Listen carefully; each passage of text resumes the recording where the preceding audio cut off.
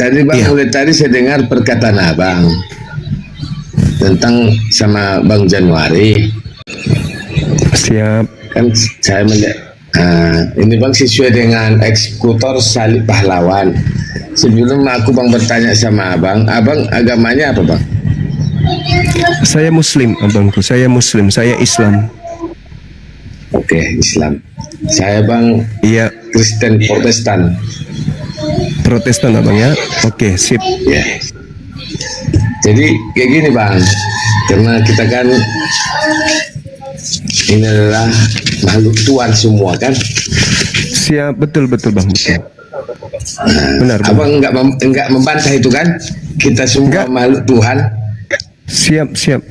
Betul bang. Karena sebelum kita berbicara Bang, aku perkenalkan dulu diri saya sama Abang ya. Siap. Kalau di Komal saya dibuat ini Raja Holong. Tahu nggak Bang artinya Raja Holong? Raja Holong. Enggak. Yang saya tahu raja aja.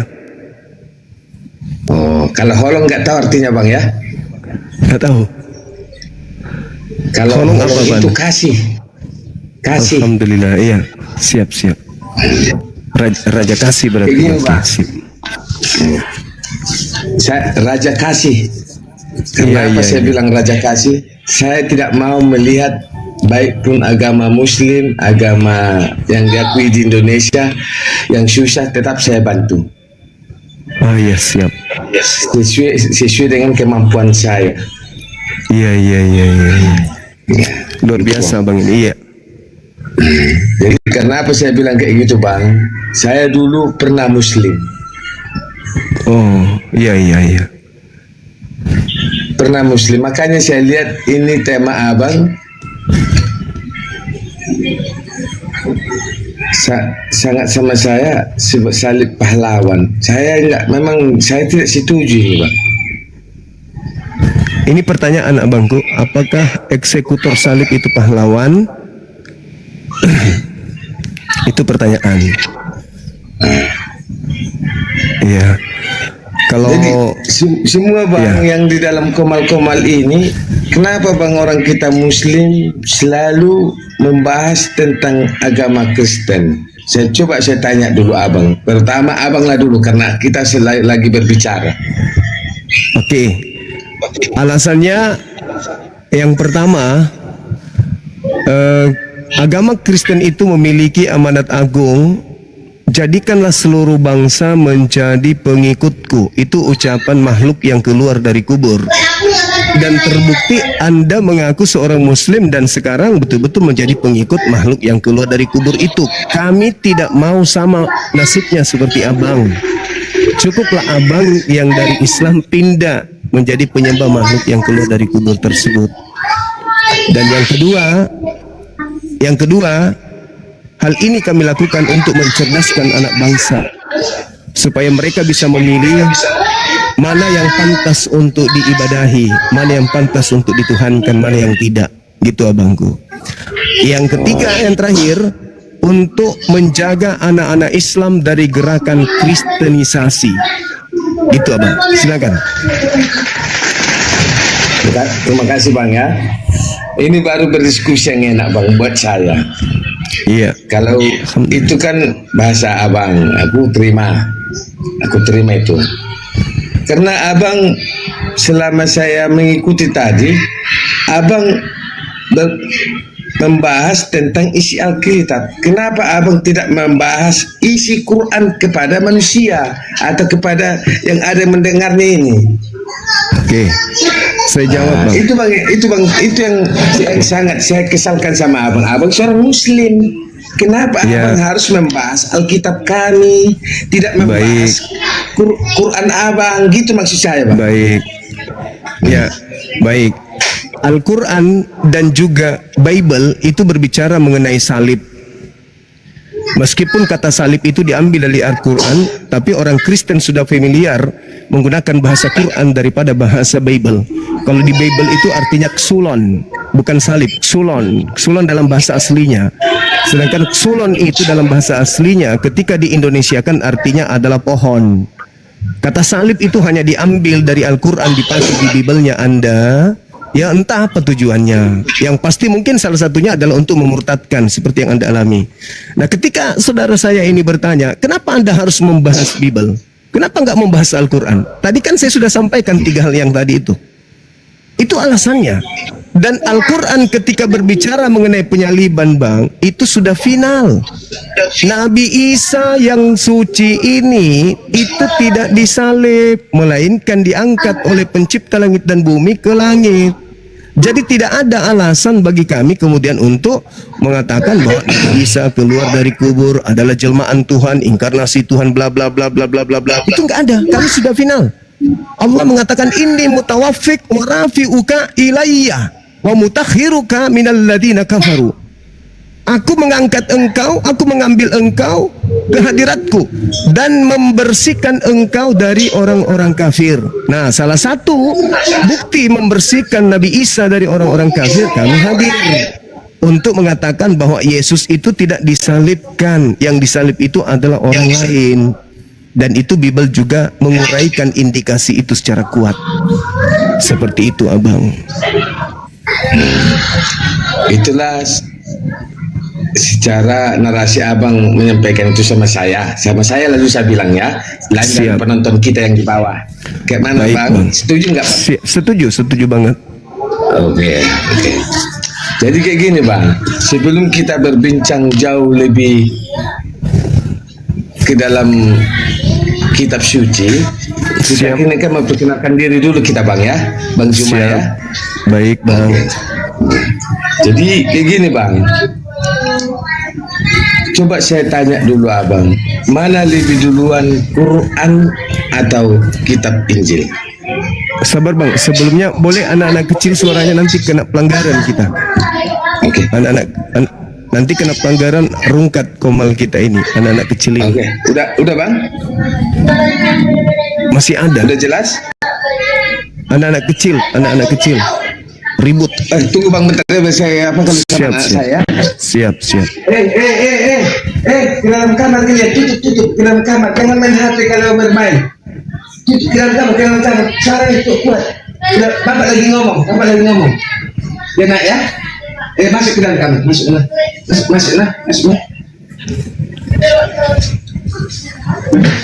Oke, Bang, udah? Siap. Tadi pertanyaannya apa, Bangku? Kayak gini, Bang. Mana lebih duluan, Quran atau Injil? Lebih duluan Injil, Bang. Injil datang kepada Nabi Isa. Ya. Jadi kenapa Abang bisa mengatakan seperti yang tadi? Bahwa Isa itu naik bukan dari seperti yang dibilang Abang, dari bukan ada di dalam kubur.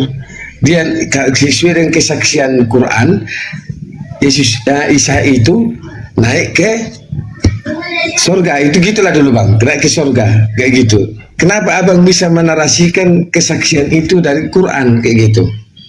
Iya, karena Al-Quran datang meluruskan fitnahan terhadap manusia suci yang pernah diutus oleh Tuhan ke tengah-tengah Bani Israel. Al-Quran datang meluruskan kemudian kisah itu dan meluruskan dan membersihkan Nabi Isa, manusia suci ini, dari sangkaan-sangkaan orang-orang kafir terhadap dirinya.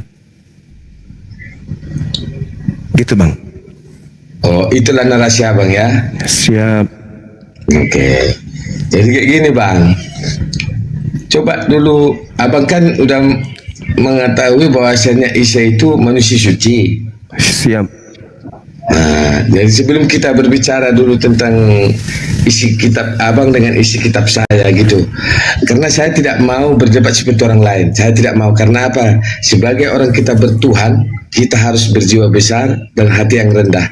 Betul nggak, Bang? Baik. Benar sekali, Abangku, benar. Jadi kayak gini, Bang. Coba dulu buktikan Abang di mana kelahiran Isa. Oke.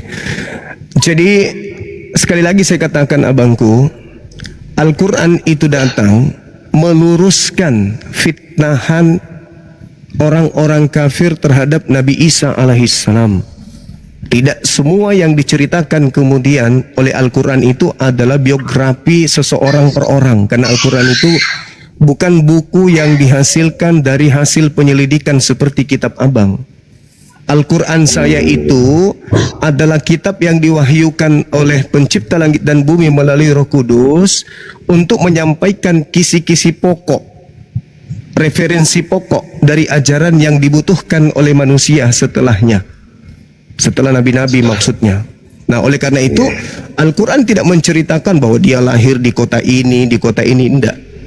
Al-Quran hanya mematahkan argumentasi orang-orang terdahulu, termasuk orang Yahudi yang memfitnah Nabi Isa itu orang anak zina dan seterusnya, termasuk orang-orang Nasrani yang diikuti kemudian oleh orang Kristen yang mengatakan bahwa oknum tersebut adalah inkarnasi Tuhan sebagai penebus dosa manusia.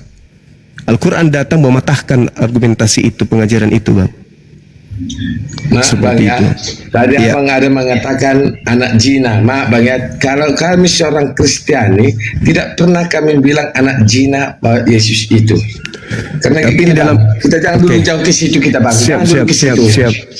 Silakan. Jadi kayak gini Bang, bagaimana Abang tahu jalan ke Jakarta kalau nggak pernah Abang ke Jakarta? Coba saya tanya kembali sama Abang. Bagaimana mau tahu jalan ke Jakarta kalau tidak tahu? Kalau nggak pernah Abang jalan ke Jakarta. Iya, pasti saya bertanya sama travel, sama orang yang pernah ke Jakarta, cari alamatnya, saya ngerti, bertanya dan seterusnya. Apalagi sekarang sudah ada Grab, ada ojek di mana-mana, ada pesawat. Tinggal bilang Jakarta dan naik pesawat dan sampai di Jakarta, Bang.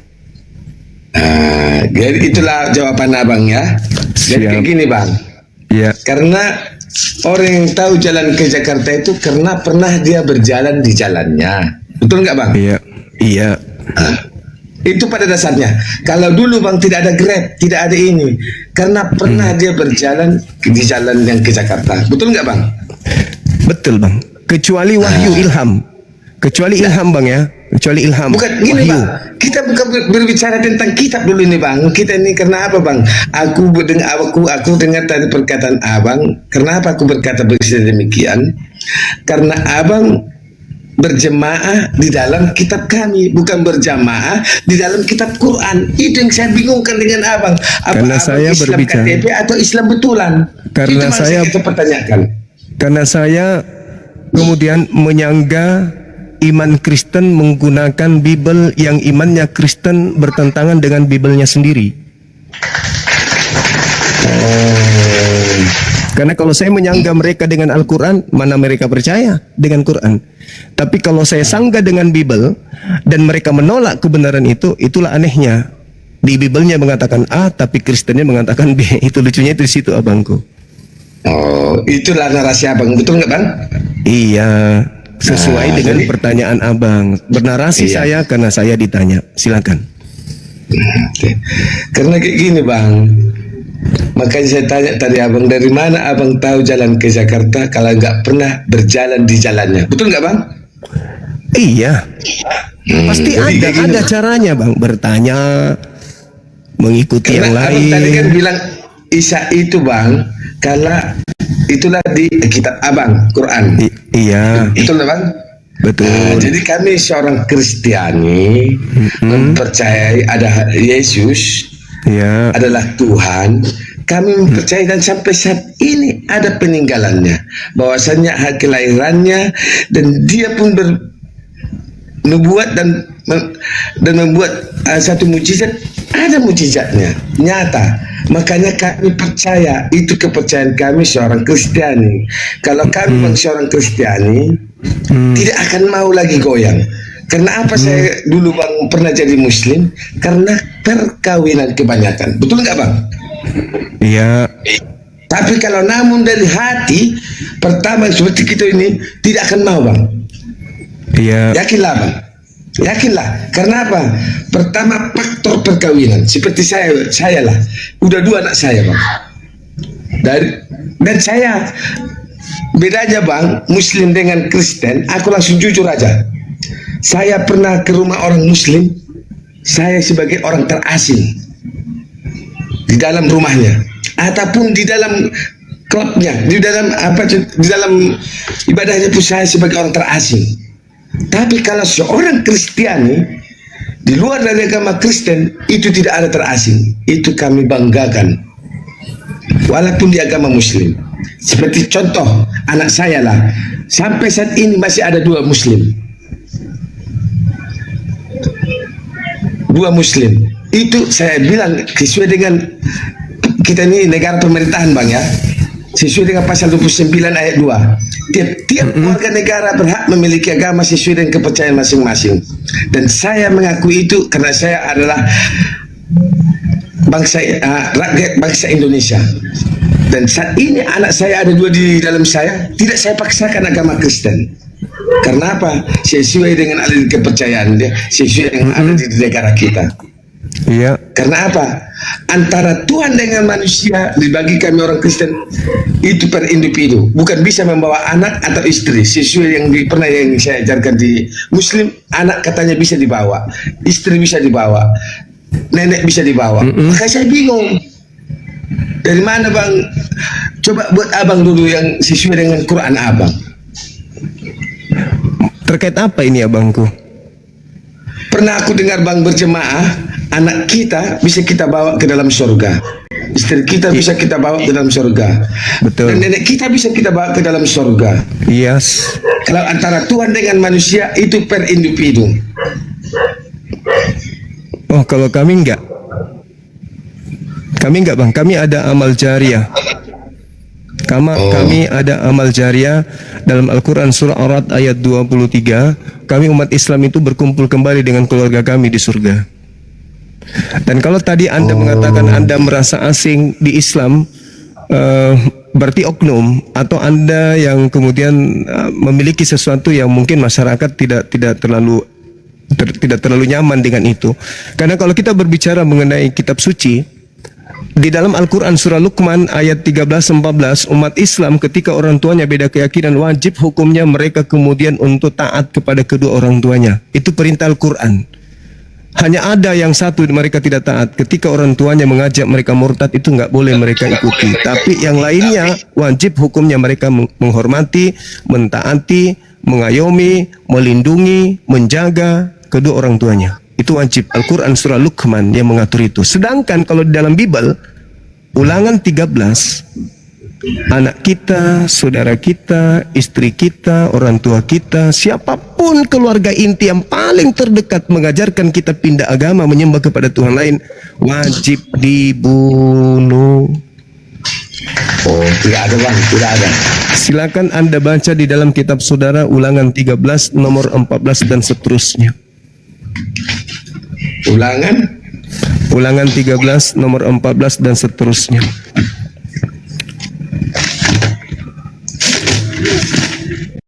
Coba ulangi bang. Ulangan 13, kalau Anda ingin lebih lengkapnya, baca nomor 16, baca mulai dari nomor 6 sampai nomor 14 dan seterusnya. Di situ dikatakan, apabila saudaramu laki-laki, anak-anakmu, ibumu, atau anakmu laki-laki, anakmu perempuan, atau ayahmu, atau saudaramu laki-laki, saudara perempuan, atau kerabat-kerabatmu, apabila mereka membujukmu untuk menyembah kepada ilah lain selain daripada aku, maka tanganmu sendirilah yang harus membunuhnya, lalu kau bawa dia di depan gerbang, suruhlah seluruh orang untuk melempari dia batu sampai dia mati.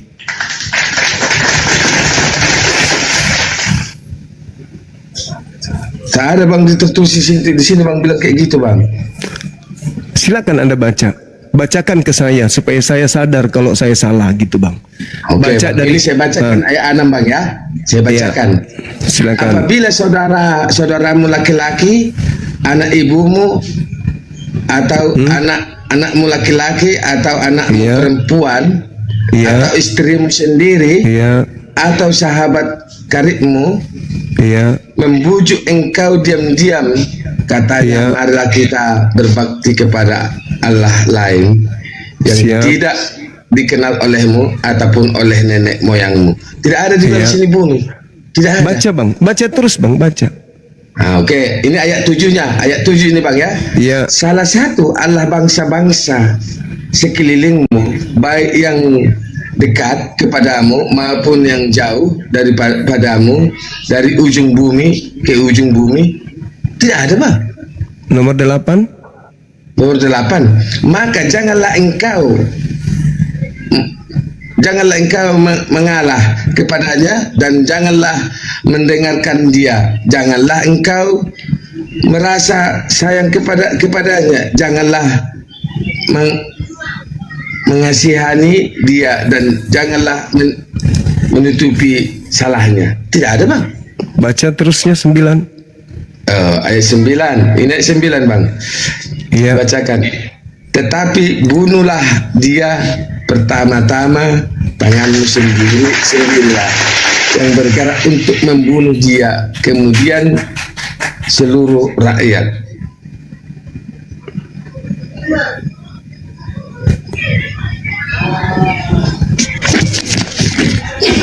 Tetapi bunuhlah dia pertama-tama, tanganmu sendirilah yang bergerak untuk membunuh dia, kemudian seluruh rakyat. Engkau harus melempari dia dengan batu sehingga mati karena ia telah berkhianat, menyesatkan engkau daripada Tuhan Allahmu yang telah membawa engkau keluar dari tanah Mesir, dari rumah perbuatan. Oh, beda itu bang, Jumat. Beda itu bang Jumat. Dari situ bisa saya bacakan.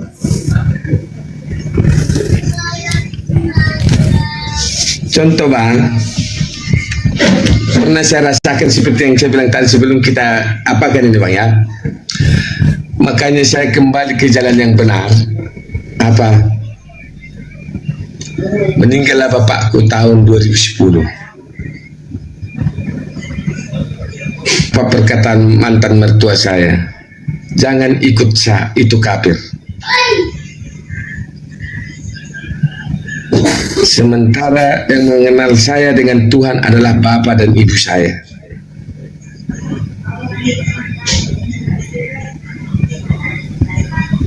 Setelah itu, orang mantan istri saya, dia kembalikan kopernya ke dalam kamar saya dan tidak ikut dengan saya.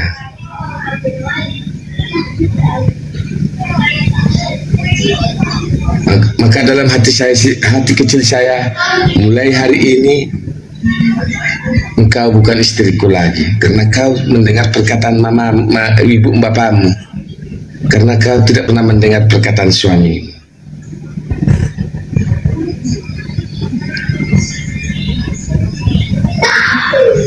Tahun 2010 saya balik ke kampung karena meninggal orang tua saya dan saya tidak jumpa dengan bapak saya. Maka saya dalam hati saya, biarlah engkau panggil bapak saya, tapi saya kembali ke jalanmu yang benar. Itu membuat saya kembali ke jalan yang benar. Jadi itulah menurut ya. Jadi saya merasa terasing di dalam keluarga itu. Ya, terasing. Ya. Mungkin ya faktor abang kali, faktor abangnya kali, faktor abang yang kemudian ya abang lah yang tahu itu. Abang yang kami nggak ngerti, kami nggak paham kemudian bagaimana abang ke keluarga abang sendiri. Karena dalam kaidah Islam itu kita nggak boleh kemudian berbuat jahat kepada agama orang lain yang tidak jahat terhadap agama kita. Kita boleh mempertahankan akidah, ya gimana? Kalau kita bang, bukan realita yang berbicara bang, ya fakta ya. Ya, realita fakta. Realita yang berbicara itu keperkataan abang mengatakan tidak boleh berbuat jahat kepada agama lain. Aku dengar sendiri, abang bilang kayak gitu kan? Iya. Kenapa bang di negara kita ini, kenapa setiap mendirikan gereja selalu ada pembongkaran paksa, ataupun ada apa bang? Kenapa tidak menghargai? Coba saya tanya dulu abang. Jadi mengenai itu kita harus pelajari kasus per kasus bang. Kita harus, karena di daerah mayoritas non Muslim juga, jangankan mendirikan masjid, Mendirikan musala juga berat di situ. Nah, mungkin alasannya karena cuman berapa orangnya. Ngapain kau dirikan masjid di sini? Ini kan sudah ada masjid. Ngapain kau dirikan lagi masjid? Sudah ada masjid. Atau tadinya rumah, tapi tiba-tiba berubah menjadi masjid. Ya itu nggak boleh. Nah inilah yang dialami kemudian oleh keadaan yang ada di negara kita ini. Negara memfasilitasi kita sebagai masyarakat Indonesia untuk menjalankan agama dan juga punya kewajiban untuk saling menghargai satu sama yang lain. Tapi nih Bang, ada satu agama yang senantiasa selalu jahil terhadap agama lain. Contoh, Tuhannya mereka dibawa oleh Belanda, kitabnya itu nama Tuhannya God. God kalau di Indonesia kan berubah menjadi Tuhan. Tapi ternyata setelah masuk ke Indonesia dirubah menjadi Allah. Kitabnya tadinya sampulnya adalah Biblos, atau dalam bahasa Yunani-nya Biblika. Tapi masuk ke Indonesia dirubahnya menjadi Alkitab. Inilah semua yang memicu kemudian betapa umat Islam itu selalu ditindas dalam segi akidah. Minoritas menindas kami gitu loh Bang. Coba Anda lihat di dalam kitab saudara itu. Lebih banyak istilah Al-Quran di dalamnya daripada istilah Yunani. Padahal kitab Anda itu berasal dari Yunani, bahasa Yunani. Kok di dalamnya penuh bahasa-bahasa Quran? Sampulnya aja di depan nih. Kayak ini, Alkitab. Ini dari mana kata Alkitab ini? Ini satu-satunya sumber dari Al-Quran. Kok bisa ada di sini? Tapi apakah saudara Kristen itu bisa sadar? Enggak. Taunya menyerang, taunya merasa tersakiti, taunya merasa dizolimi. Padahal kami 86%, saudara cuma 6%. Tapi titik demi titik kalian kumpulkan itu, kalian jadikan sebagai satu kesakitan yang sangat dahsyat. Padahal sejarah menorehkan ya penjajah di atas muka bumi ini yang melakukan pembumbun sehingga jutaan manusia jadi terlantar, jutaan manusia kehilangan rumah, jutaan manusia kehilangan keluarga, anak-anak menjadi yatim, ibu-ibu menjadi janda, suami menjadi duda. Pelakunya siapa? Orang yang beragama seperti Bapak ini. Tuhannya siapa? Tuhan yang sama seperti Bapak. Adakah kami mengatakan bahwa agama Anda itu adalah agama penjajah? Enggak. Enggak ada. Tapi ketika ada kesalahan prosedur, selalu Islam yang dibawa. Oknum yang melakukan, Islam yang dibawa. Tapi kalau giliran yang membumbun, kayak di Makassar ini Bang, di Sulawesi Selatan ini, ada satu pemakaman isinya 40.000 jiwa. Pelakunya itu adalah dari agama saudara. 40.000 jiwa Bang, satu makam dibumbun oleh orang yang seakidah, seagama dengan abang. Tapi kami tidak mencap kalian itu sebagai agama penjajah, enggak.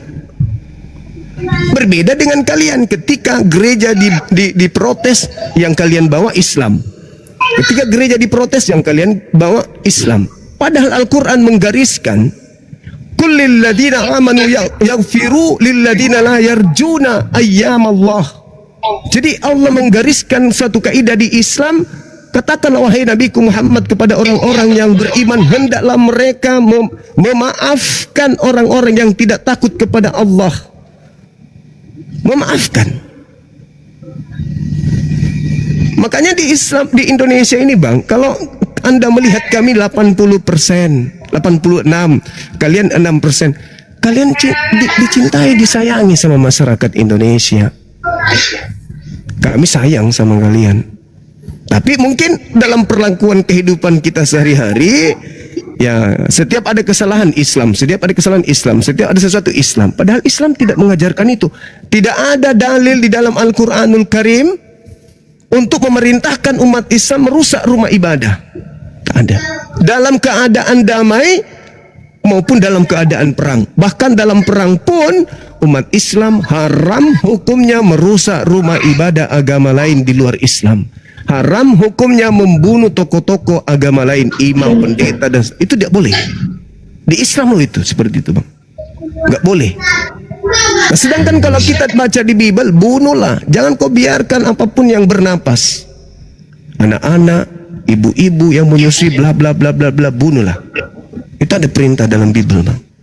Tapi kami umat Islam ketika kalian melakukan pembunuhan, kami tidak mengatakan lah ini Kristen ini, memang agamanya mengajarkan. Padahal di Bible mengajarkan loh Bang. Coba Anda baca di Ulangan 20, Nomor 10, apabila engkau mengepung suatu wilayah untuk peperangi, tawarkan kepada mereka perdamaian. Kalau mereka menerima perdamaian itu, jadikanlah mereka budakmu dan ajaklah dan suruhlah mereka bekerja rodi untukmu. Tetapi kalau mereka tidak mau berdamai, bunuhlah semua laki-laki yang ada di dalamnya. Itu yang diperhatikan Belanda. Ulangan 20, nomor 10, nomor 11 dan seterusnya abangku. Kalau di Islam ada nggak perintah seperti itu? Carikan saya di Al-Quran kalau ada. Saya keluar dari Islam kalau ada data-data seperti itu dalam Al-Quran. Coba abang baca ulangan 20 nomor 10 nomor 11. Itu kan perkataan Abang Juma berkata Itu yang ada di Bible. Itu di Bible, Bang. Saya membaca yang ada di Bible. Iya. Tapi Bang, kalau sesuai dengan realita yang saya dapat selama saya pada saat itu, berbeda dengan yang Abang ungkapkan sekarang. Berarti itu oknum. Karena Islam tidak mengajarkan itu. Kalau ada orang Islam yang jahat, orangnya karena agamanya tidak mengajarkan jahat. Berbeda bukan dengan saya bilang abang. Muslim, Bang. Bukan saya bilang Islam, bukan. Karena Ya, tapi saya nangkapnya begitu. Berbeda dengan bukan saya agama bilang saudara. Muslim atau Muslim yang berbuat sedemikian. Karena apa? Pada saat itu saya di dalamnya mereka berbohong kepada saya. Nah, itu oknum. Anda kan mengatakan Anda murtad, berarti oknum. Iya. Makanya saya bilang berbohong kepada saya, Bang. Contoh, salah satunya, Bang, ya. Ini bukan saya berbohong. Ini fakta realita berbicara. Iya, Aku tanya imamnya, beda bahasanya. Aku tanya imamnya, beda bahasanya. Aku tanya makmumnya, beda bahasanya. Tidak ada yang sama. Contoh salah satu. Contohnya gini, Bang. Kita kan kalau sembahyang itu kan, kita kan berdoa. Iya. Nah, berdoa. Contoh kalau orang kita Muslim bilang Al-Fatihah, ya Bang. Nah, saya bacakanlah dulu, Bang, ya, sampai ini ya, Bang, ya. Saya bacakan, masih ingat sampai sekarang. A'udzubillahi minasyaitonirrajim. Bismillahirrahmanirrahim. Alhamdulillahirabbil alamin. Arrahmanirrahim. Maliki yaumiddin. Iyyaka na'budu wa iyyaka nasta'in. Shiratal mustaqim shiratal ladzina an'amta 'alaihim ghairil maghdubi 'alaihim waladdallin. Itu, Bang, saya tanyakan sama imamnya, dia pun tidak tahu katanya. Enggak tahu apanya abangku. Artinya bahasa Indonesianya. Dia nggak paham. Ya. Tapi dia sudah menang. Tapi dia sudah menang satu. Tapi dia sudah menang satu. Dia sudah memiliki. Gimana? Dulu. Jadi setelah saya tanya lagi yang dekat dengan saya, aku aja pun apa-apa nggak tahu. Jadi kemana Abang percaya adanya Tuhan? Sementara yang kau baca itu pun tidak tahu, kau ulang. Apalagi saya. Apalagi saya. Baik, saya boleh jawab. Anda diam. Ketika umat Islam sudah membaca Bismillahirrahmanirrahim, Alhamdulillahi Rabbil Alamin, sudah memiliki satu kemenangan. Apa itu? Mereka sudah membacakan firman Tuhan. Yang tahu, yang maha tahu adalah Tuhan, pencipta langit dan bumi, yang maha alim, yang maha mengetahui. Artinya umat Islam meskipun dia tidak paham artinya, dia sudah membacakan firman Tuhan, sudah pahala. Sudah pahala. Nah, kewajiban di dalam ajaran agama Islam itu adalah berilmu. Maka dia salah. Kenapa dia salah? Karena dia tidak mau berilmu. Padahal kaidah Islam itu, wahyu pertama yang diturunkan oleh Allah, Iqra, disuruh baca, disuruh pelajari. Kalau dia tidak ngerti, berarti dia masih iman Islamnya Islam standar. Tapi dia sudah paham tentang firman Tuhan, yaitu Tuhannya berfirman dalam bahasa Quran, Alhamdulillahirabbil alamin. Kalau dia mau tahu artinya, tinggal buka buku terjemah. Dia sudah tahu artinya pasti. Alhamdulillahirabbil alamin, dia pasti sudah bisa baca. Segala puji bagi Allah, Tuhan semesta alam. Dia dua dapat poin. Yang pertama, dia mengerti bahasa asli kitabnya. Yang kedua, dia bisa mengerti terjemahannya. Sekarang kalau Anda sekarang yang masuk kembali ke jalan kebenaran menurut Anda, tolong Anda katakan kepada saya, apa firman pertama yang Yesus sebutkan untuk pengikutnya Bani Israel? Firman pertama yang disebut Yesus, karena Yesus mengatakan di dalam Yohanes 17:8, segala firman yang engkau berikan kepadaku telah aku sampaikan kepada mereka. Ingat, Yesus bukan orang Yunani, Yesus menggunakan bahasa Aramaik atau bahasa Ibrani. Tolong sebagai pengikutnya, tunjukkan kepada saya, Yesus berkata ucapan pertama firman yang diterima dari Elohim itu apa? Silakan, saya mau dengar.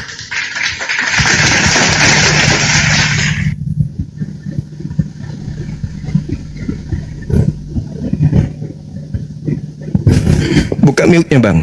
Dibuka mic-nya bang.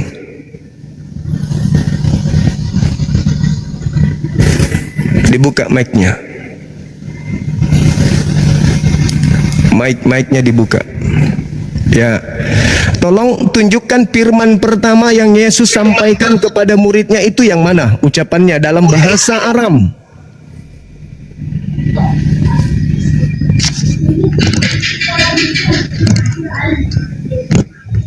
Coba ulangi bang. Tolong Coba diulangi bang. tunjukkan Coba kepada diulangi. Nggak dengar jelas. di dalam kitab Wahyu 1 nomor 1 dikatakan, inilah wahyu Yesus Kristus yang dikaruniakan Tuhan kepadanya untuk disampaikan kepada hamba-hambanya. Tolong tunjukkan wahyu pertama yang Yesus sampaikan kepada muridnya itu wahyu yang mana? Dalam bahasa Yesus, bukan bahasa Indonesia. Silakan. Oh, bang, kita ini bang, kalau bahasa Yunani bang saya nggak paham bang, jujurlah, jujur saya. Tapi kalau bahasa Indonesia, berarti lebih beruntung umat Islam. Dia tidak tahu arti, tapi dia tahu firman yang turun kepada nabinya Nabi Muhammad. Anda bisa bahasa Indonesia, mengerti katanya, tapi sayangnya kebalikannya, Anda tidak mengerti firman Tuhan yang datang kepada Yesus itu apa. Bagaimana Anda bisa tahu? Kalau ini, yang bang, ini kalau di dalam Yesus itu bang, dalam Yohanes 1 ayat 1, kami sudah dibahas di sini. Pada mulanya adalah firman. itu bukan ucapan Yesus, abangku. Itu ucapan pengarang Yohanes. Yang saya minta ucapan asli dari Yesus. Apa yang Anda tahu? Ucapan aslinya Yesus apa? Ucapan Gelap bang, gelap.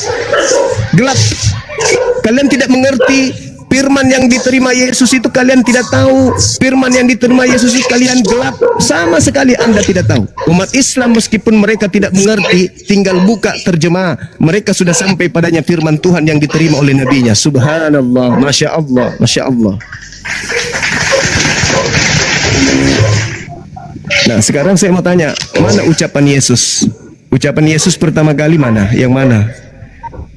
bang, kalau dalam Yohanes 14 ayat 6 bang, kata Yesus kepadanya, akulah jalan kebenaran dan hidup. Tidak ada Sahabatku sampai... barakallahu fiik. Iya, bukan masalah itu abangku. Yang saya tanya ini kan Anda bertanya tentang Al-Quran. Anda ke masjid, Alhamdulillahi Rabbil Alamin. Sekarang saya balik bertanya. Coba bang, kenapa bang hilang bang? Saya hilang ya? Ada kok bang, ada bang. Enggak, Ada ini saya. apanya menghilang?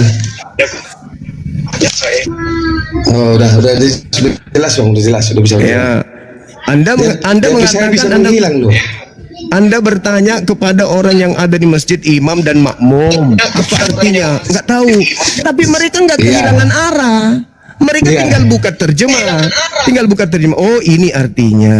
Nah, sekarang Anda yang ditanya nih, apa yang Anda tahu dari firman yang Yesus ajarkan? Apa yang Anda tahu dari firman yang Yesus ajarkan? Pada saat itu bang, saya kan masih pada saat itu saya memang muslim. Pada saat itu. Iya. Setelah saya di dalam itu bang, saya kan perlu tahu apa yang harus saya sembah dan apa yang harus saya yakini. Betul nggak bang? Betul. Kenapa Anda nggak belajar? Tunggu dulu bang. Setelah saya bertanya, Banyak bang saya bertanya sama mereka. Jadi Ya, orang andanya itu kenapa tahu, nggak kan? belajar? Mereka Bang, nggak tahu, tapi mereka sudah mendapatkan keuntungan satu. Islam kalau membaca kitab sucinya itu sudah pahala bang, kebaikan. Sekarang kalau Anda membaca kitab ini sampai tamat, apa yang Anda dapatkan? Apa yang Anda dapatkan? Kalau Anda sudah baca itu, Bang, apa yang Anda yang dapat? aku dapatkan dari sini bang, kasih karunia Tuhan udah turun kepada saya. Apa itu kasih Kasih karunia yang mana karunia itu? Tuhan. Yang mana kasih karunia yang Anda maksudkan setelah Anda membaca kitab ini? Yang tadi perintah membumbun. Kasih karunia Tuhan Yesus. Iya, yang tadi perintah membumbun itu. Yang perintah memperbudak orang gitu. Bukan bang, yang Anda itu dapat. beda itu bang. Berarti Kalau bukan- kita baca dari atas bang, nanti saya Berarti saya Anda baca tidak seperti yang bilang abang. berarti Anda tidak mempraktekkan isi ini. Anda hanya mengajarkan kasih apa dari Kristen, kasih Kristen yang nampak dilihat oleh mata kasat mata itu apa? Apa bang? Karena gini bang, karena kedatangan itu di perjanjian lama bang, di perjanjian baru Yesus sudah datang. Iya, maksud saya Yesus sudah ucapan datang. Yesusnya ini bukan ucapan Yesus abangku. Yang saya tanya ucapan Yesusnya mana? Makanya bang ada bang tertulis di Yohanes 14 ayat 6. Enggak, itu kan bukan ucapan Yesus bang. Akulah jalan kebenaran dan hidup. Itu bukan Akulah jalan ucapan kebenaran Yesus. dan hidup. Abangku, itu bukan ucapan Yesus. Tunggu bang ya. Akulah jalan kebenaran yang hidup. Apa iki bang? Bang, itu bang itu? di perjanjian lama yang ditulis yang ditunjukkan abang sama kami, Oke. sama saya. Sama Oke. saya. Ini bang kedatangan Yesus sudah di perjanjian baru. Kami sudah meyakini karena dosa kami sudah ditebus. Makanya kasih karunia yang Saudara, yang diajarkan Yesus tunggu, itu bertumbuh tunggu. dan berbuah. Tunggu. Dosa Anda ditebus katanya. Dosanya ditebus itu maksudnya gimana? Kok ada Yesus tebus dosa itu gimana ceritanya bang? Kami percaya kepadanya dan kami kasih dan karunia dia udah betul, maka kami mengasihi sesama bang. Yesus itu mengatakan dia diutus hanya kepada orang Yahudi. Kok Anda Yahudi? Saya bang, bagi siapa yang percaya kepadanya, bagi siapa Orang yang Yahudi, aku diutus hanya kepada domba yang sesat dari umat Israel. Yohanes 14 nomor 6 itu ucapan Yesus kepada Bani Israel. Bukan ucapan Yesus kepada di luar Israel. Anda hanya menerima buku seakan-akan itu untuk Anda, tapi ucapan Yesus, seluruh ucapan Yesus yang tinta merah di dalam Bible itu ucapan Yesus untuk umatnya Bani Israel. Tidak ada ucapan Yesus untuk di luar Israel, tidak ada. Bukan bang cuma bagi yang siapa yang percaya kepadanya. Percaya kalau dirinya utusan Tuhan untuk Bani Israel. Bang, seperti yang tertulis di Yohanes 13 ayat 13 bang. Iya, akulah guru dan Tuhan. Katamu itu tepat. Tuhan. Aku memang guru dan Tuhan. Kamu di situ siapa? Makanya saya percaya. Ya, kamu di situ siapa bangku? Siapa kamu di situ? Kamu menyebut Saya sebagai aku, dombanya Tuhan saya dombanya yang sesat. Saudara, Wahyu 3 nomor 9, kalau ada bukan orang Yahudi mengaku domba, itu disebut jemaat iblis. Kitab Anda sendiri yang mengatakan itu, bahwa Kristen itu disebutkan di situ yang mengatakan dirinya sebagai jemaat Yahudi atau jemaat Israel tapi bukan jemaat Israel, maka dia adalah jemaat iblis. Bible yang mengatakan itu. Jangankan abang, orang-orang Kanaan saja ketemu langsung dengan Yesus minta tolong agar anaknya disembuhkan. Yesus menyebutnya sebagai asu, bang. Usir dia, karena dia dari tadi mengikuti kita. Wanita Kanaan itu datang, tolong Yesus sembuhkan anakku. Apa kata Yesus? Tidak layak roti yang disediakan untuk anak-anak diberikan kepada asu. Apa kata wanita Kanaan itu? Betul. Tapi bukankah asu makan remah-remah yang jatuh dari meja tuannya? Apa kata Yesus? Besar imanmu ibu. Jadilah seperti apa yang engkau inginkan. Jadi orang Kanaan saja yang bertemu langsung dengan Yesus aja disebut asu bang, apalagi abang. Makanya di dalam Matius 7 nomor 22, nomor 23, ketika nanti abang bertemu dengan Yesus, abang akan berkata, Yesus, bukankah kami yang bernubuat, mengusir setan, bermujizat pakai namamu? Apa kata Yesus? Pada saat itulah aku akan berterus terang kepada mereka, enyahlah daripada aku tidak mengenal kalian, kalian adalah semua pembuat kejahatan. Apa enggak malu abang diusir sama Yesus? Oh, bukan bang. Kalau yang dibilang abang itu bang, enyahlah kamu. Bagi yang ada yang bang, kalau itu bang masalah itu bang, enyahlah kamu katanya. Itu bang, yang banyak saksi-saksi palsu. Oh, enggak. Bukan itu. Baca dalilnya. Matius 7 nomor 15 sampai nomor 22. Saksi palsu bang. Enggak ada dikatakan seperti itu. Matius 7 nomor 15, ya, nomor 15 sampai nomor 23. Tunggu bentar bang ya, saya usir dulu bukunya. Iya.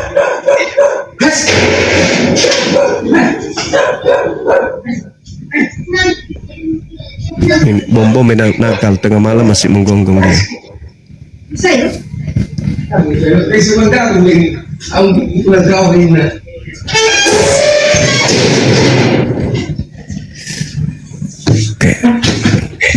Oke bang. Ya, Matius lanjut. berapa tadi bang? Matius 7 nomor 15 sampai nomor 23. Hai pengajaran yang sesat. Tengok abang bang. Hai pengajaran sesat itu bang, saksi sesat. Pengajaran sesat itu bang. Makanya dibilang. Iya, silakan. Gitu. Silakan Anda baca. Waspadalah terhadap nabi-nabi palsu yang datang kepadamu dengan menyamar seperti domba, tetapi sesungguhnya mereka adalah serigala yang buas. Dia bang datang dia sebagai contohnya bang pendakwah, dia juga bahasa apanya, dia berjemaah, tapi dia berbahasa kata Tuhan, tapi dia lebih dari serigala. Itu makanya itu bang, itu yang dikatakan itulah saksi palsu. Oke, sekarang Yesus mengatakan itu kepada siapa waktu itu? Pada saat itu bang, pada saat itu Yesus, tunggu bang ya, Bicara kepada orang Yahudi kan? dari buahlah kamu akan mengenal mereka. Bukan. Yesus menasihati Yahudi kan agar waspada. Ya. Lalu siapa di luar Yahudi yang datang menyamar-nyamar seperti menjadi murid Yesus? Islam atau Kristen? Bang, kalau masalah itu bang, udah ada tertulis itu bang dalam kitab ini. Pertanyaan saya sederhana. Besarnya bang, itu nanti saksi Kristus. Saksi dari bukan. nanti, bang. Yang datang menyamar seperti domba, seperti Yahudi, Islam atau Kristen? Kristen bang, Kristen. Oke. Nah, sekarang kalau Anda mengakui Kristen, kata Yesus, dari buahnya kamu akan melihat dia. Nah, setelah kelihatan buahnya ternyata Kristen, kata Yesusnya, batangnya harus ditebang dan dilemparkan ke dalam api neraka. Coba Anda baca di situ. Bukan buahnya lagi. Kalau sudah kelihatan buahnya sesat, yaitu Kristen, maka batangnya harus ditebang. Siapa batangnya? Paulus. Agamanya yang harus ditebang. Ajarannya yang harus ditebang. Bukan oknum-oknumnya. Wah, ini saksi Yehova, ini salah, ini Advent salah, ini enggak. Apabila sudah menemukan kemudian di luar Yahudi melakukan hal itu tanda-tanda buah-buahnya, maka batangnya yang harus ditebang. Berarti kalau batang ditebang, seluruh buahnya mati, masuk dalam api neraka. Maafkan saya bang, itu tertulis dalam kitab saudara. Saya tidak ngarang-ngarang. Di dalam Matius 7 jelas di situ bahwa Anda sendiri yang telah menyebutnya bahwa itu adalah Kristen. Berarti seluruh Kristen akan digarami dengan api neraka. Bukan bang, bukan kayak gitu pengertiannya itu bang. Bukan begitu Batangnya bang, batangnya Makanya yang harus kasih ditebang. karunia Tuhan sudah menyertai kami, Bang. Makanya kami mempercayai Allah Bapa, Allah Anak, Allah Roh. Kami sudah mempercayai karena kami anak dari Iya, itu kepercayaan abangku, silakan aja. Tapi saya membaca dalil dan Anda sudah mengakui bahwa itu adalah Kristen. Udah selesai, final. Di data nomor Matius 7 nomor 19-nya dikatakan batangnya yang harus ditebang, batangnya, Bang. Batang. Nomor 9-nya Anda baca. Dan setiap pohon yang tidak menghasilkan buah yang baik pasti ditebang dan dibuang dalam api neraka.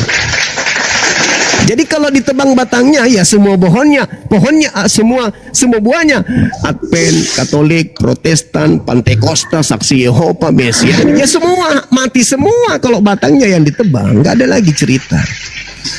Bang. Jadi siap-siaplah abangku ini diusir oleh Yesus.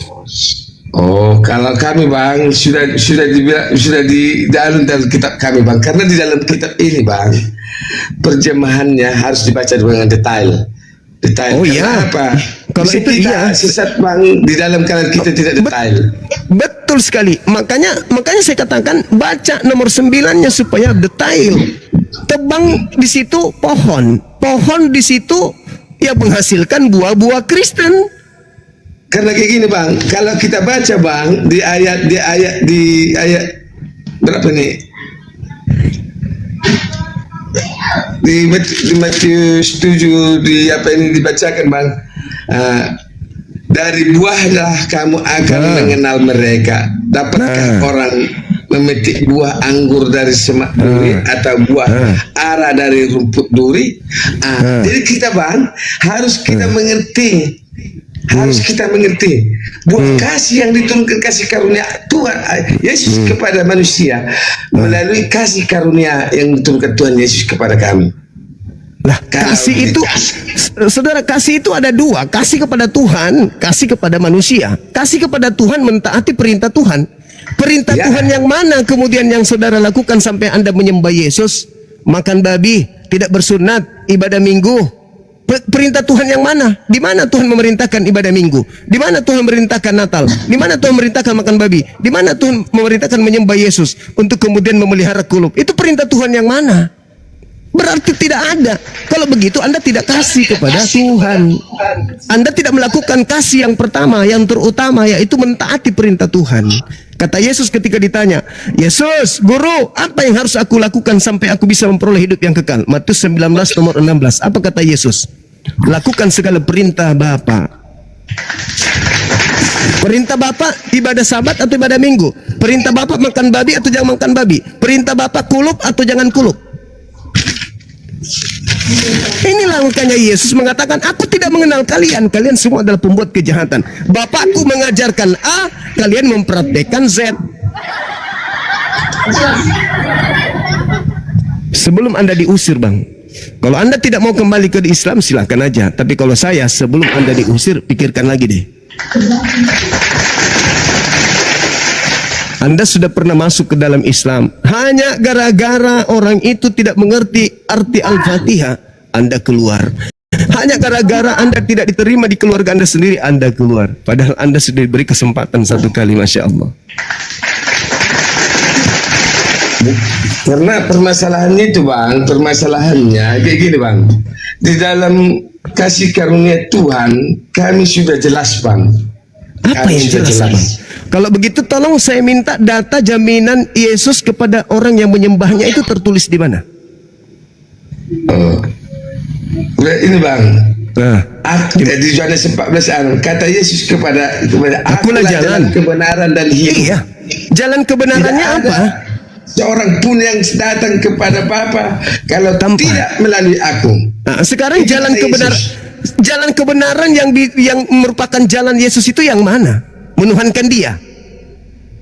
Bang, kami bersaksi bahwasannya Yesus itu adalah firman Tuhan, anak yang diutus Tuhan kepada manusia. Melalui Yesus datang ke dunia, itulah rupa Allah Bapa yang di sorga melalui Yesus. Kesaksian Anda itu salah. Kesaksian Anda itu ditolak oleh Yesus. Yesus bersaksi di dalam Yohanes 5 nomor 36. Ada kesaksianku yang lebih penting dari kesaksian Yohanes Pembaptis. Apalagi kalau hanya sekedar Kristen. Kristen dan dikenali oleh Yesus. Apa itu? Bahwa semua mukjizat, semua pekerjaan yang aku lakukan, pekerjaan itulah yang bersaksi tentang aku, bahwa Bapa yang telah mengutus aku. Berarti Yesus ini utusan Tuhan, bukan Tuhan. Menurut siapa? Menurut Yesus. Bang Juma, kami sudah percaya di dalam Yohanes 1 ayat 1, Bang. Pada mulanya adalah firman. Firman itu bersama-sama dengan Allah. Dan firman itu adalah Allah. Itu yang menyerupai datang ke dunia melalui rupa. Itulah salah. Sebenarnya. Salah. Anda sebagai Kristen tidak duduk di situ, abangku. Kristen itu duduknya di Filipi 2 nomor 6, nomor 7, nomor 8. Itu Anda di situ. Di situ di Filipi 2 dikatakan di surat Paulus bahwa Theos tidak mempertahankan keteosannya, melainkan mengosongkan dirinya dan mengambil rupa hamba, lalu menjadi manusia, lalu taat sampai mati, bahkan taat sampai mati di atas tiang salib. Itu konsep ketuhanan Anda. Jangan Anda sembunyikan. Inilah Kristen kelemahannya. Karena sebenarnya kalau Anda hanya berfokus kepada Yohanes 1 nomor 1 itu nggak ada masalah. Kenapa nggak ada masalah? Karena firman itu menjadi daging. Kita semua ini juga adalah firman menjadi daging. Mana dalilnya? Matius 4 nomor 4. Manusia, kata Yesus, manusia hidup bukan dari roti saja, tapi dari setiap firman yang keluar dari mulut Tuhan. Sedangkan Yesus yang Anda sembah itu Filipi 2, abangku. Filipi 2 nomor 6. Theos, dewanya Romawi, mengosongkan dirinya, lalu turun menjadi manusia, lalu taat sampai mati di atas tiang salib. Bukan Yohanes 1. Kalau Yohanes 1 itu, Bang, firman datang kepada Roh Kudus atau Gabriel datang di bulan ke-6 menyampaikan kepada Maria. Maria, ya paman, Tuhan yang Maha Tinggi menginginkan kamu hamil. Oh ya? Iya. Apa yang terjadi? Hamil. Berarti firman itu menjadi manusia. Betul. Maksudnya perkataan Tuhan, ide Tuhan yang dibawa oleh Gabriel kepada Maria benar-benar tercipta. Berarti yang keluar jadi manusia ini apa? Ya manusia yang berasal dari kehendak Tuhan. Nah, sedangkan yang Anda sembah itu Filipi 2 nomor 6. Dia adalah dewa, turun ke bumi, berteofani, berinkarnasi menjadi manusia, taat sampai mati, menebus dosa-dosa pengikutnya, yaitu Kristen. Kalau mengenai firman jadi manusia, di dalam Yesaya 55 nomor 1, nomor 11, firman yang keluar dari mulutku tidak akan kembali kepadaku dengan sia-sia sebelum apa yang aku inginkan itu terkabul. Iya memang. Mazmur 33 nomor 9, aku hanya memberi perintah maka semuanya ada. Aku hanya mengatakan maka semuanya jadi. Innama amruhu idza arada syai'an ayaqula lahu kun fayakun. Tuhan hanya berkata jadi, maka jadilah. Hamil, hamillah. Lahirkan Yesus, maka lahirlah Yesus. Bukan Tuhan berkata lahirlah Yesus, Tuhannya langsung turun ke bumi menjadi manusia. Bukan. Apa yang Tuhan katakan itu yang terjadi. Tuhan mengatakan hamil, hamil, maka dicatat oleh Yohanes. Pada mulanya Yesus itu adalah firman, firman yang bersama-sama dengan Tuhan, dan firman itu adalah Tuhan. Firman itu telah menjadi daging. Artinya perkataan yang dihantarkan oleh Gabriel kepada Maria telah benar-benar menjadi daging, yaitu Yesus. Itu tak ada masalah bagi orang Yahudi. Firman menjadi daging, firman menjadi matahari, firman menjadi bulan, firman menjadi alam semesta. Itu tak masalah. Yang bermasalah Kristen karena memahami konsep firman itu dengan filsafat Hellenisme. Abang tadi kan sudah menerangkan tentang kebenaran, tentang kelahiran Yesus. Ya. Abang Juma, saya tanya kembali sama Abang. Abang Juma percaya tidak sama Yesus? Kalau yang datang di tengah Bani Israel mengajarkan Bani Israel untuk kembali kepada hukum Torah, lahir tanpa ayah, yang adalah nabi dan rasul untuk Bani Israel, lahir tanpa ayah, yang tidak dikutuk oleh Tuhan, tidak dibunuh oleh manusia, maka saya percaya beliau adalah utusan Tuhan untuk Bani Israel. Bukan. Coba saya tanya dulu kembali sama Abang, percaya enggak sama Yesus? Saya percaya, Bang. Dia nabi rasul untuk Bani Israel. Tapi saya tidak percaya dia keluar dari kubur jadi Tuhan. Aku bukan tanya yang itu, Bang. Bukan tanya ini atau Saya nubuatnya. percaya Bukan aku Yesus. tanya nubuatnya ataupun Tidak ada nubuatan itu, tidak ada. Itu dikarang-karang oleh gereja. Gak ada nubuatan Tuhan mati dibunuh. Gak ada itu, Bang. nubuatannya ataupun apa namanya? Mujizatnya. Bukan aku tanya itu, Bang. Abang percaya nggak sama Yesus? Saya percaya kepada Yesus bermukjizat membangkitkan orang mati, orang lumpuh, orang buta, diobatinya. Saya percaya. Dia utusan Tuhan, dia manusia suci yang datang di tengah-tengah Bani Israel. Karena Iya. gini, Bang, aku karena ini saya kan ada mau perlu saya, makanya saya tanya itu, Bang. Nanti kita lanjut, Iya. kita berdialog lebih lama lagi. Baik, Gini, abangku. Bang. Karena kita berdialog Siap. dengan baik, dengan hati nurani, Siap. dengan kasih karunia Tuhan. Jadi gini, Baik. Bang, makanya saya tanya tadi sama Abang. Abang percaya nggak sama Yesus? Percaya. Iya, saya percaya. Terima kasih kepada Tuhan sama Tuhan. Jadi kayak gini, Bang. Kalau Abang percaya kepada Yesus, kenapa Abang menghujat Yesus? Di mana saya menghujat? Kalianlah yang menghujat Yesus. Yesus itu orang suci. Ketika Paulus mengatakan Yesus dikutuk oleh Elohim, kalian aminkan. Ketika orang Yahudi menampar Yesus, kalian aminkan. Diludahin, kalian aminkan. Ditonjok, diusung, kemudian diarak seperti maling ayam, kalian percaya. Ditombak, dibunuh, kalian percaya. Sementara Yesus sendiri mengatakan, tidak ada yang bisa membunuh aku. Yohanes 10 nomor 17-18. Tidak ada orang yang bisa mengambil nyawaku. Sementara dia di dalam Mazmur 118 nomor 17, Yesus mengatakan, aku tidak akan mati tetapi aku hidup. Aku tidak mati tetapi aku hidup.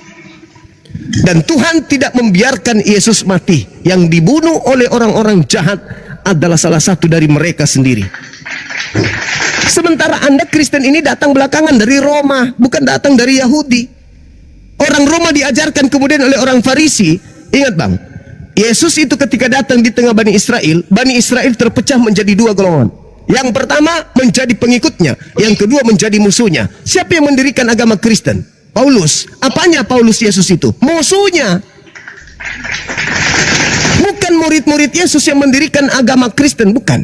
Tapi musuhnya Yesus. Sekali lagi saya katakan, Bani Israel ketika Yesus turun, Bani Israel terpecah menjadi dua.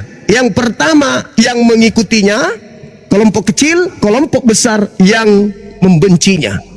Siapa kemudian yang membantai murid-murid Yesus? Pembenci Yesus dan pembenci muridnya. Siapa itu? Paulus, pendiri agama Anda. Jadi Kristen itu berasal dari musuh Yesus, bukan berasal dari murid Yesus. Apa buktinya? Anda baca sekarang Galatia 2 nomor 8. Apa katanya? Petrus diutus kepada orang-orang yang bersunat. 1. Matius 10 nomor 5 nomor 6. Yesus berpesan kepada muridnya agar jangan ke bangsa lain, melainkan pergi kepada domba-domba yang sesat dari umat Israel. Lukas 1 nomor 33. Yesus inilah yang ditentukan menjadi raja bagi Bani Yakub untuk selama-lamanya. Yohanes 17 nomor 9. Aku berdoa bukan untuk dunia, tetapi aku Yesus berdoa hanya untuk Bani Israel.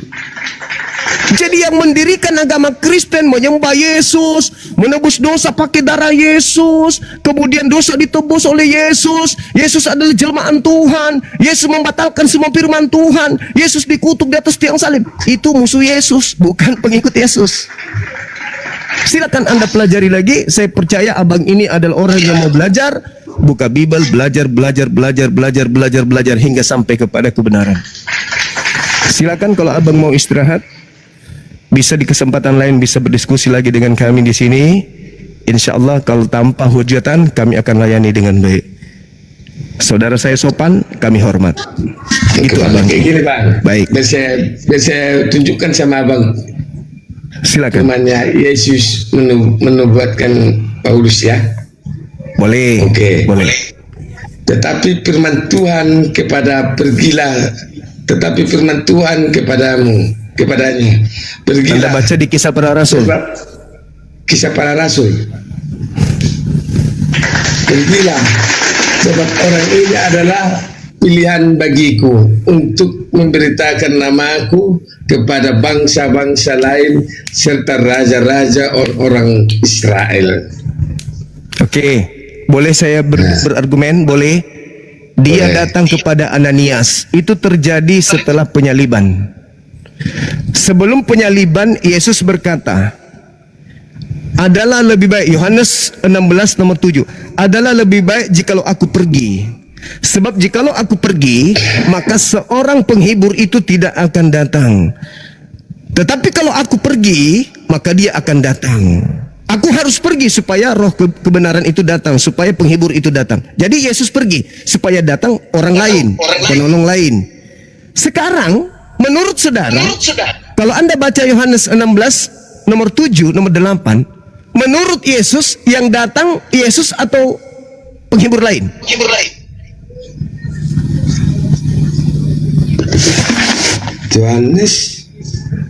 Yohanes 16 nomor 7 Anda baca, nomor 8 Anda baca.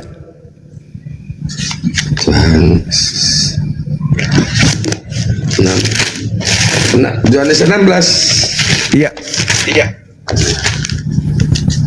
7-8. Bisa sampai 15 pun boleh. Silakan Anda baca nomor 7-nya.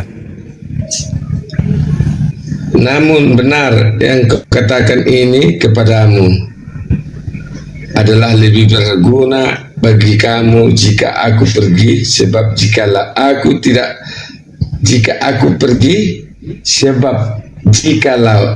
tidak pergi, penghibur itu tidak akan datang kepadamu.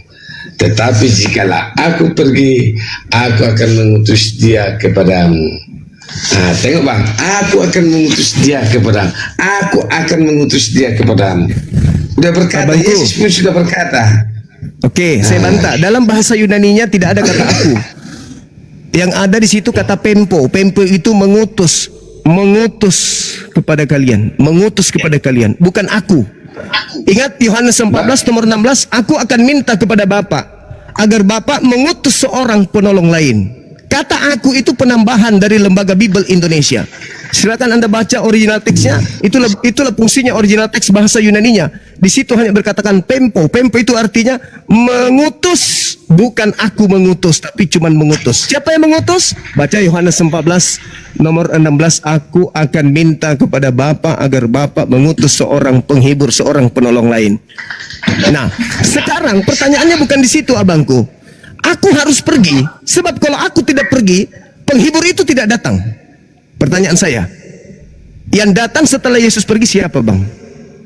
Bang, pada saat itu bang, benar kata abang, Paulus itu adalah pada saat itu membunuh semua yang dekat dengan Yesus.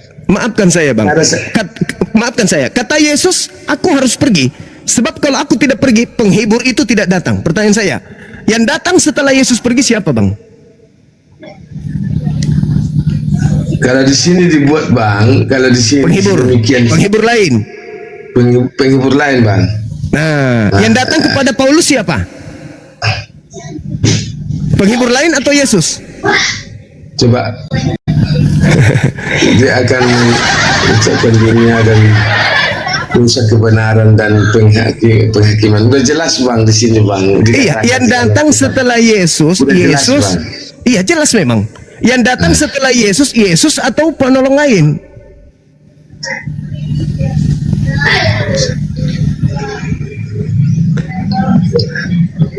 Sedangkan Yesus berkata dalam Matius 24 nomor 4 nomor 5, waspadalah kepada penyesat yang datang kepadamu dengan memakai namaku dan berkata akulah Kristus. Berarti yang datang ada dua. Yang pertama adalah roh penghibur lain, bukan Yesus. Kalau itu bang bukan ke situ bang. Kalau yang dibilang abang itu ada bang. Karena abang yang dibilang di situ itu akan mengaku-ngaku dia nabi. Dan dia mengaku aku nabi dan dia menyebut aku. Itu bukan Paulus bang. Bukan.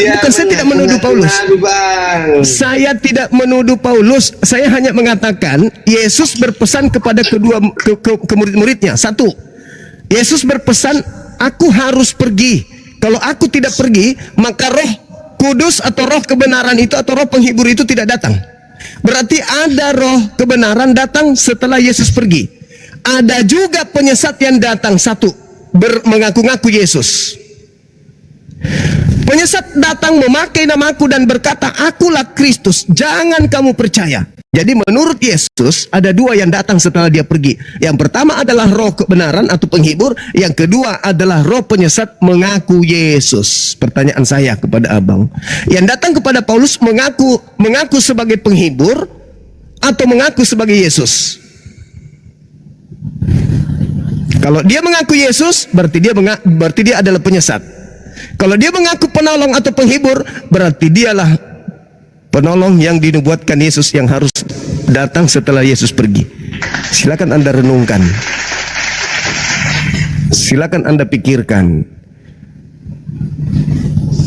Silakan Anda istirahat. Silakan Anda murtad semurtad-murtadnya. Sederhana saja. Waspadalah kepada penyesat yang datang kepadamu memakai namaku dan berkata akulah Kristus. Yang datang kepada Paulus mengaku siapa? Yesus Kristus. Padahal yang datang setelah aku adalah benar jikalau aku pergi. Sebab kalau aku tidak pergi, penolong itu, penghibur, parakletos itu tidak akan datang.